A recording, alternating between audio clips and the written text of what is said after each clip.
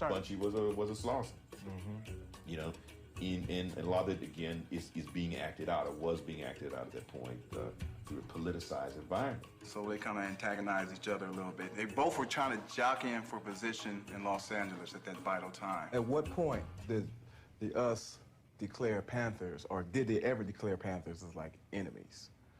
I don't ever remember there being that kind of formal war council where that was actually declared. As things escalated and as the body count escalated, it was clear that there was a serious competition going on. As everybody now knows, that was exacerbated by the intervention of the state, i.e. Cointel.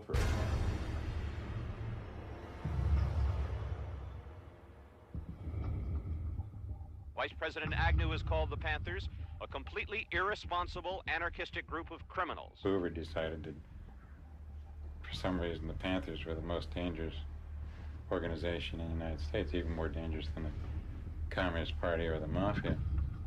And so he ordered them essentially destroyed. Directives issued by FBI headquarters called for, quote, imaginative and hard-hitting counterintelligence measures aimed at crippling the Black Panther Party. The FBI set out to neutralize the Black Panther Party any way they could. They wanted to neutralize Bunchy Carter.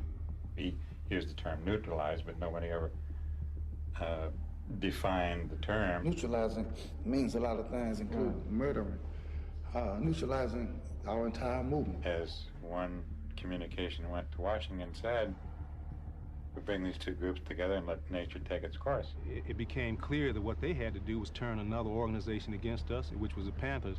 COINTELPRO was doing its mischief and attempting to pit the two organizations against each other.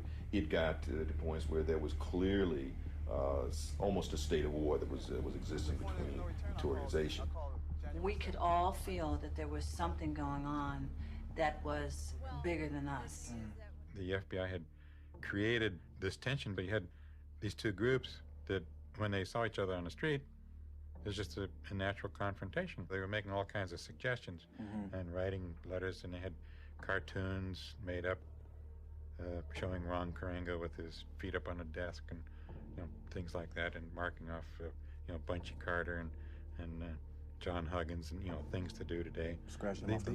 These were cartoons that were created by FBI agents. We didn't really know. Nobody believed that the FBI wanted to be bothered with some little Negroes in L.A. trying to organize themselves and so on and so forth. At the same time, they were sending the same stuff to them. Correspondence propaganda between the two, between Bunchy and Karenga, telling one that the other one was doing something that wasn't appropriate. Bunchy Carter and John Huggins were supposed to have been killed down in the Watts area working on some kind of a drug transaction. And, it would just looked like a drug deal, not a political assassination. The day before that meeting, Bunchy and I went to the US headquarters and met with Ron Karenga and Jomo. Jomo was in charge of their military. We had an agreement that however the students voted, Bunchy on the left, John on the right. If they voted for cultural nationalism, the Panthers would support that. If they voted for revolutionary nationalism, us would support that. Bunchy realized what was going down. He jumped over a row of chairs. He got shot through the chair. Damn. So the bullet expanded and hit his chest, expanded, and he died instantly. January 17, 1969, Bunchy Carter was killed on the campus of UCLA. And for some reason, the US organization kind of got the blame for it. Somebody from the US would have served as the killer for that. Right, as an instigator, or what we would call, agent provocateur. How did that all come about? Did they say, today we're killing Bunchy at UCLA? Was it like, today is the day we're going to kill Bunchy, but it's going to be at UCLA? We didn't get him on that drug thing. Was it planned out, that structure? Or? Well, as I understand it from the agent who was telling me about it, the operation at UCLA was all screwed up.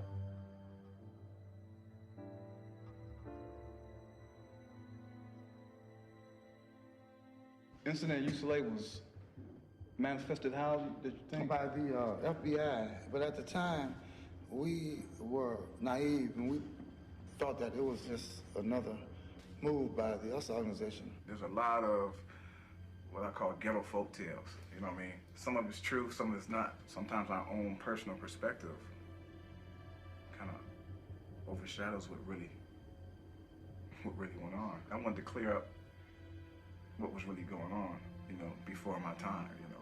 I don't believe that Karenga was working for the FBI. He might have been manipulated by the FBI. I was comfortable in making Karenga the villain. And then I had to talk to Geronimo. He was like, nah. For all of these years, the US organization has been getting a bum rap behind that killing. I'm sure Bunchy, above all, would be turning over in his grave if we were not to straighten this out. Some kind of memorandum was uncovered from the FBI, which declared, though we did not pull the trigger on that day, January 1969, we did cause the unrest that preceded it.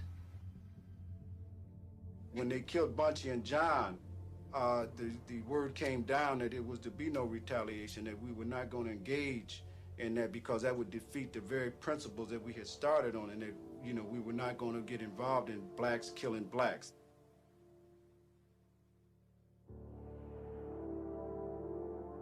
And it was hard not to break his rules, you know, because they took something away, man. They just snatched apart our heart. And not to, you know, not to hit something back, not to attack back or move the deal, you know, resolve that. It is still hard today, you know, to talk about.